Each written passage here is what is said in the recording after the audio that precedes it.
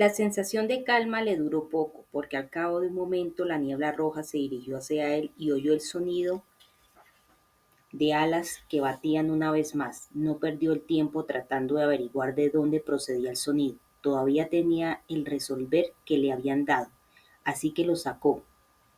Cuando se disponía a utilizarlo, sintió una repentina ráfaga de viento en la cara y un fuerte tirón en el brazo.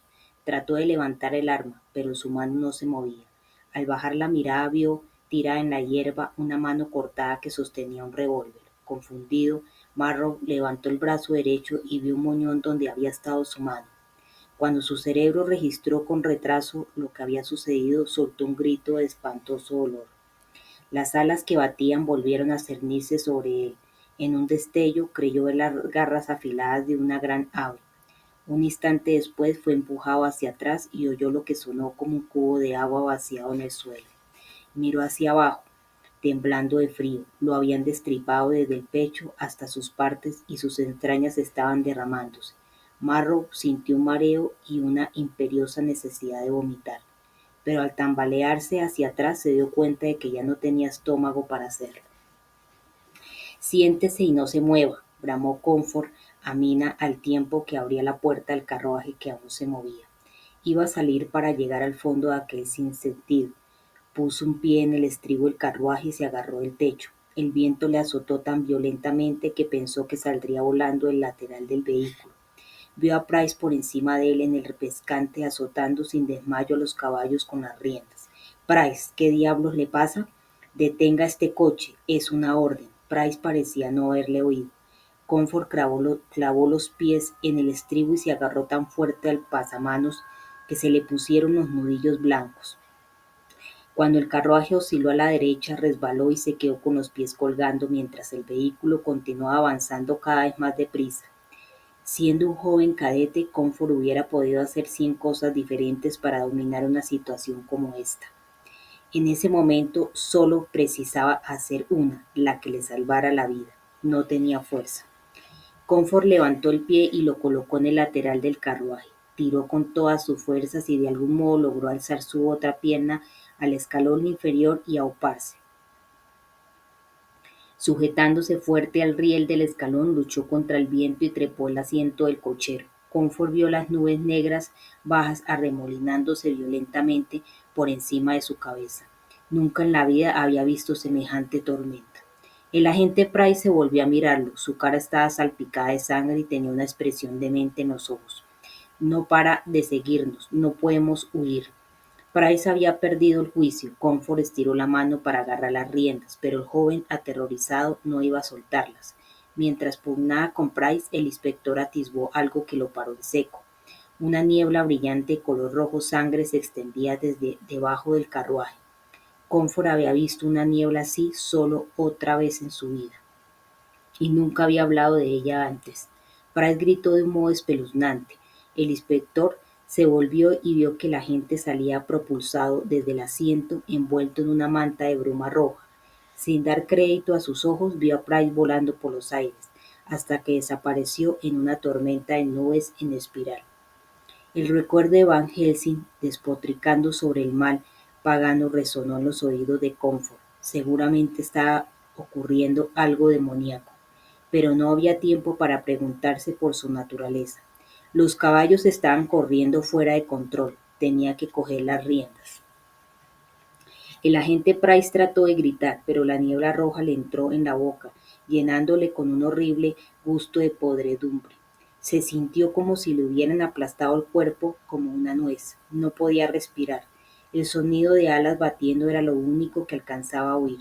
Se revolvió, desesperado. Iba subiendo cada vez más alto y su vuelo parecía durar una eternidad. Pensó que su corazón se rompería de miedo, pero continuó luchando. De repente sintió un dolor agudo en el cuello y luego se quedó en calma. Estaba cansado.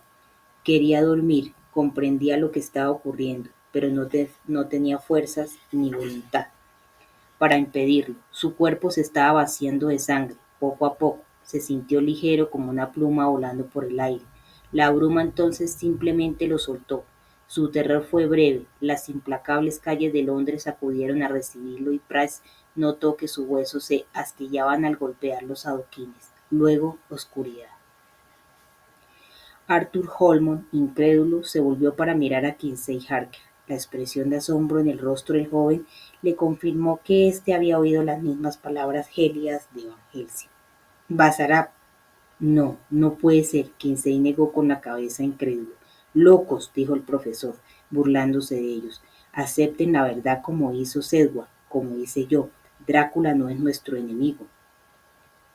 Holmond retrocedió como si las palabras de Van Helsing fueran puñetazos. ¿Cómo hizo Sedgwick? Si Sedgwick había unido sus fuerzas con las del asesino de Lucy, entonces los había traicionado a todos. Casi los había matado en su lucha para acabar con Drácula en Transilvania. Con su último aliento, Kinsey P. Morris había clavado el puñal en el pecho de Drácula. ¿Sus sacrificios habían sido en vano? Mentiras, mentiras, tenían que ser todo mentiras. Kinsey Morris no murió en vano, gritó. Báthory es el verdadero mal, replicó Van Helsing con seriedad. Después de conocer sus horribles crímenes, los asesinatos del Destripador, Drácula vino a Inglaterra en 1888 con un propósito, destruir a Báthory. No huyó a su castillo por temor a nosotros, fue Báthory quien huyó por temor a Drácula. Nosotros interferimos en la historia con la persecución de Drácula. Como Báthory sabía qué haríamos, ella nos engañó a todos. Las heridas que infligimos a Drácula lo debilitaron y permitieron que Báthory le diese el que creía que sería el golpe final. Kinsey Morris murió luchando contra el villano equivocado. Drácula mató a mi Lucy, es un demonio, debe morir. La aire le ha nublado el juicio. Van Helsing dio la espalda a Holmond, como si estuviera asqueado con su antiguo aprendiz. Holmond agarró al profesor por el brazo. Nunca me aliaré con Drácula. Si Báthory era el destripador, que así sea, los mataremos a los dos. Es usted necio e impulsivo. Nunca debería haber traído aquí al chico. Van Helsing pugnó por librarse de él. Holmond, asqueado por las palabras emponzoñadas del anciano, lo soltó con un empujón. Van Helsing trastabiló y cayó al suelo boca abajo. Profesor, exclamó Kinsey. Corrió en auxilio de Van Helsing, sacudiendo al anciano. No hubo respuesta. Profesor Van Helsing le tomó la muñeca. Luego miró a Arthur con expresión de pánico. No le encuentro el pulso. Dios mío, Holmond se arrodilló al lado de Van Helsing para verificar la horrible verdad. Sus dedos inquisitivos no lograron encontrar un latido. Ayúdeme a darle la vuelta, dijo Kinsey. Un gemido escapó de los labios de Van Helsing. Sobresaltado, Kinsey casi perdió el equilibrio. Un ligero movimiento de balanceo del anciano hizo que Holmond se levantara y retrocediera en estado de shock. Estaba seguro de que no tenía pulso. Van Helsing había estado muerto. El profesor se levantó con sus débiles brazos. Su cabello blanco, largo y despeinado cayó hacia adelante proyectando una sombra sobre su rostro. Si no se unen a nosotros, dijo con una voz que le heló la sangre, el anciano al parecer no era tan frágil como les había inducido a creer. Van Helsing se volvió, se echó el pelo hacia atrás y reveló la horrible verdad. Los ojos del profesor eran orbes negros, sus colmillos largos y afilados. Gruñó con malevolencia.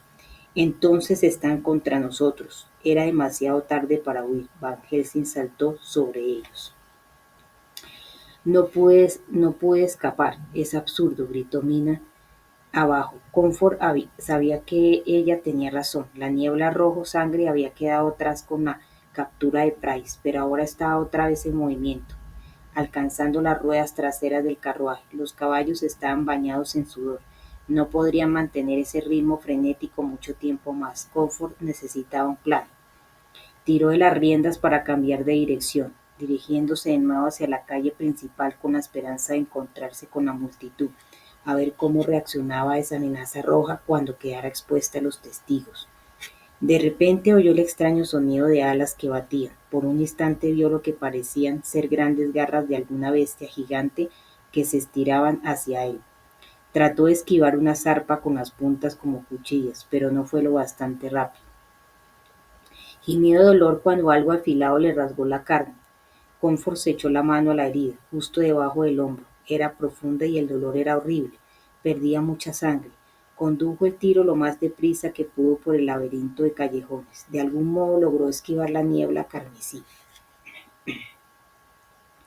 Emergiendo al final de las calles laterales, Comfort vio su, su refugio, como la línea de meta para un corredor, las gruesas letras negras picadilla Airline en las baldosas de la fachada de un edificio. Usando hasta la última gota de sus fuerzas, hizo parar a los caballos justo a mitad de la manzana de Aldwych Crescent. Los pocos carruajes y automóviles que aún quedaban en la calle se detuvieron con un chirrido de ruedas cuando el vehículo de la policía bloqueó su avance. Los peatones se detuvieron para mirar. Comfort saltó desde el pescante, se volvió y comprobó que la niebla rojo sangre no los había seguido a la calle principal. Corrió a un lado del carruaje y metió su mano ensangrentada por la puerta abierta. ¡Salga! Mina vaciló un momento, pero enseguida cogió la mano de Comfort y este la sacó del carruaje. Miró su hombro herido. Necesita un médico. La atención de Comfort no se centraba en sí mismo, sino en el cielo. Las nubes negras se estaban reuniendo, bloqueando la luz de la luna y las estrellas. ¡Vamos! Cogió a Mina de la mano y corrió con ella hasta la boca de la estación de metro de Strand. Ambos se detuvieron al oír el sonido de alas batiendo en círculos sobre ellos, ocultas en el remolino de nubes negras. Huir bajo tierra es su única esperanza, gritó Comfort, por encima del rugido del viento, al tiempo que sacaba un puñado de monedas del bolsillo y se las daba a Mina. Dígale a Van Helsing que me equivocaba en todo. Es a mí a quien quiere, protestó Mina, tratando de devolverle las monedas a Comfort. Sálvese. Mi ceguera les ha puesto a usted y a su familia y amigos en un terrible peligro. Ahora me doy cuenta. Perdónenme. El sonido de la sala se hizo más fuerte. El monstruo estaba llegando. Váyase, váyase ahora. Comfort empujó a Mina hacia la escalera. Se volvió y sacó la katana rota del bolsillo del abrigo. Oyó que Mina salía corriendo y luego, extrañamente, oyó su susurro en su oído con voz suave y dulce. Está perdonado. Durante muchos años había estado obsesionado por las muertes de aquellas jóvenes mujeres. Ahora sabía por qué su alma había estado tan atormentada. Se había estado engañando todo el tiempo, negando la verdad. El asesino no era humano. La noche que cayó mientras perseguía al destripador había visto la misma niebla roja. Lo había rodeado cuando se despistó y tropezó con el bordillo. El monstruo que ahora venía a por él era su destino. Si conseguía salvar, aunque solo fuera a una persona esa noche, entonces quizás el trabajo de su vida no habría sido en vano. El monstruo descendió hasta debajo de las nubes y se reveló. La gárgula rugió, exhibiendo filas sanguinolentas de dientes afilados y un destello en sus ojos rojos. Tenía la piel escamada como la de un lagarto y cuernos curvos en las sienes. De su espalda salían dos enormes alas de piel y su larga y musculosa cola, cerrada y afilada como una cuchilla, iba arrancando trozos de los edificios de piedra al agitarse. Las garras se abrieron al alzarse hacia Comfort, preparadas para abrazarlo en una presa mortal. Comfort oyó que la gente gritaba aterrorizada en la calle al dispersarse para ponerse a salvo, dejándolo solo. Rezó por su alma inmortal y pidió reunir el valor suficiente. Era el momento de equilibrar la balanza. Envolvió una toalla en torno a la katana rota para formar una empuñadura improvisada al tiempo que cargaba, levantando el filo y apuntando hacia la cabeza del monstruo que volaba hacia él. Pero era demasiado lento. La gárgula se movía tan deprisa que él solo logró incrustarle el arma en la pata. La oyó aullar de dolor al estrellarse a su lado en el suelo. Comfort estaba a punto de volverse para continuar la lucha cuando vio con el rabillo del ojo que la cola letal se precipitaba hacia él. Su último pensamiento fue para recordar la advertencia de Van Helsing: lo que no ve, lo matará. Mina bajó corriendo las escaleras hasta el andén. Los pasajeros que esperaban se dispersaron cuando ella se les acercó. Mina se miró las manos cubiertas con la sangre de Comfort. Tenía el vestido manchado con la sangre de la mujer de blanco. Cuando sonó el silbato, corrió hasta el último vagón del tren que acababa de llegar. Estaba a punto de entrar cuando oyó un extraño sonido, como un niño botando una pelota. Se volvió y vio la cabeza cercenada de Comfort rebotando por los escalones. El cráneo golpeó por el andén con un espeluznante crujido y siguió rodando. Esperaba que la expresión final del policía fuera de abyecto terror. En cambio, el rostro del inspector se había congelado en una calma serena. Parecía más pacífico en la muerte de lo que había visto jamás en vida. Un rugido espantoso agitó a Mina hasta el tuétano. Oyó el sonido de ladrillos aplastados. La sombra de una bestia alada avanzaba por las escaleras. Sonó el segundo silbato. Mina estaba cansada de correr. Quería que empezara la batalla, pero sabía que cuanto más se prolongara la caza, más tiempo daría Kinsey a Arthur y a Van Helsing. Las últimas puertas del vagón metálico se cerraron delante de ella. Mina estiró el brazo y con todas sus fuerzas volvió a abrirlas y entró en el tren que empezaba a moverse. El doctor Max Wittenschow-Eiffel y su esposa decidieron no subir al convoy después de ver a la mujer cubierta de sangre y la cabeza cercenada que había rodado hasta el andén. Esperarían el último tren para que lo sacara del Strand y lo llevara a Finsbury Park. Max apartó a su mujer de la siniestra visión de la cabeza cortada, preguntándose si debería alertar a la policía. Como médico, era su responsabilidad cívica. Un horrendo sonido de ladrillos que se rompían, seguido por un chillido ensordecedor, interrumpió sus pensamientos. Una criatura con alas como de dragón apareció de repente volando desde la escalera. Tanto él como su mujer estaban demasiado aterrorizados para gritar. La cola del engendro, azotando tras él, iba cortando las baldosas verdes y blancas de la estación como si fueran de papel. El demonio descendió entonces al túnel como si quisiera perseguir al tren. Max Wittenschow se había decidido. No iba a contarle a nadie lo que había visto. Salgan, ordenó Mina a los escasos pasajeros del vagón. Aplastó el asiento que tenía delante y fabricó una afilada estaca de madera. Aquello, su ensangrentado aspecto y el truculento sonido que ahora resonaba en el túnel hicieron que los otros pasajeros pasaran rápidamente al vagón contiguo. Mina miró por la puerta posterior y vio la gárgola que la perseguía. De repente tuvo una sensación que solo había sentido en sueños en los últimos 25 años. Mina podía sentir la presencia de Drácula, que se acercaba. Es él, ha venido a por mí, se dijo. En el túnel, las alas de la gárgola derrumbaron una sección de la pared cilíndrica, dejando una estela de ladrillos astillados y una gran nube de polvo. La mano de Mina se aferró a la estaca de madera. Eso es, sigue adelante. El tiempo ya no está de tu lado. Sopló una brusca ráfaga de viento cuando una zarpa con garra impactó en la puerta de atrás del vagón. La pesada puerta metálica cayó al suelo del tren. Mina esperaba ver la espantosa gárgola en el umbral, observándola, pero para su sorpresa, cuando levantó la mirada, solo vio la brillante bruma roja entrando como un torrente en el vagón. La bruma se acumuló en el suelo y en la niebla de color sangre arremolinada empezó a formarse una figura humana. En la mente de Mina se colaron pensamientos de Drácula, que Dios la ayudara, y si era él, la idea de ver su rostro después de todos estos años la excitó, a pesar de las cosas terribles que pudieran haber hecho esa noche, no pudo evitarlo. Cuando la niebla se disipó, apareció una figura alta, vestida de negro. La imagen dejó a Mina sin aliento. Príncipe Drácula, susurró. Lamento decepcionarte, se burló Báthory. El amor que había aparecido en el interior de Mina se transformó inmediatamente en odio. Cuando la condesa avanzó hacia ella, Mina se fijó en que Comfort había clavado la katana de Jonathan en la pierna de Báthory, pero su filo no parecía frenarla.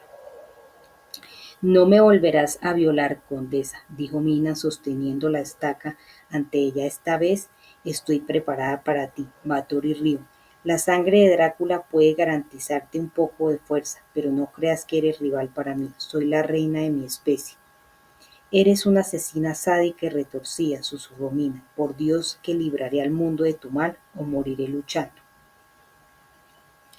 O morirás, dulzura mía, morirás sabiendo que tu hijo y todos tus amigos también perecerán esta noche. Te prometo que sus muertes serán brutales y despiadadas, como la tuya. La mención de su hijo enfureció a Mina. Nunca permitiría que ese monstruo le hiciera daño a Kinsey. Usaría la estaca de madera para borrar la expresión de burla de su deslenable rostro. Mina se abalanzó dando un grito de guerra como el que había oído entonar a Kinsey P. Morris tantos años atrás. Báthory gruñó de placer cuando Mina echó atrás el brazo e inclinó la estaca de madera hacia su corazón. Luego simplemente estiró el brazo y agarró la estaca en el aire. Tiró de ella con su increíble fuerza. Mina cayó de rodillas justo ante sus garras. La agarró por el pelo y le echó la cabeza hacia atrás, estirando su cuello de alabastro. Entonces Báthory sacó un arma. Mina la reconoció.